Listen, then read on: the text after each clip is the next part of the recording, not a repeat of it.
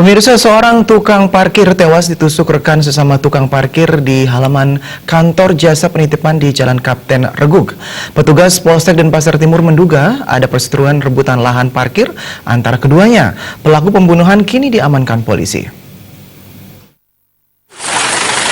Ratusan warga tampak berkerumun di halaman parkir sebuah kantor jasa penitipan di Jalan Kapten Regug, Denpasar. Warga digemparkan atas tewasnya seorang tukang parkir Pasekmas yang kesehariannya beraktivitas di lokasi tersebut. Korban tewas akibat kehabisan darah karena mengalami 8 luka tusuk di sekujur tubuhnya. Petugas Polsek Denpasar Timur yang melakukan penyelidikan mendapati keterangan sejumlah saksi yang menyatakan sebelum tewas korban sempat berseteru dengan rekan sesama tukang parkir di lokasi tersebut, Wayan Siki. Kuat dugaan keduanya berseteru akibat rebutan lahan parkir. Timurnya pada siang hari ini telah terjadi pembunuhan di Jalan Kapten Regug.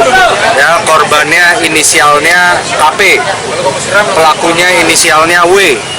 Ya, diduga dugaan sementara adanya perebutan tentang lahan parkir. Ya, dan patut kita duga juga sudah direncanakan sebelumnya.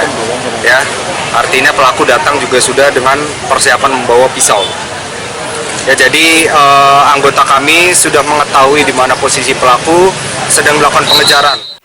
Petugas sudah mengantongi identitas pelaku dan langsung melakukan pengejaran. Akhirnya berhasil menangkap pelaku Wayan Siki di rumahnya Jalan Gunung Batur, Pemecutan, Denpasar.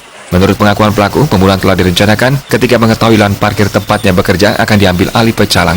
Hal itu diketahui melalui pesan singkat SMS. Takut pekerjaan hilang, pelaku menyusun rencana pembunuhan terhadap korban.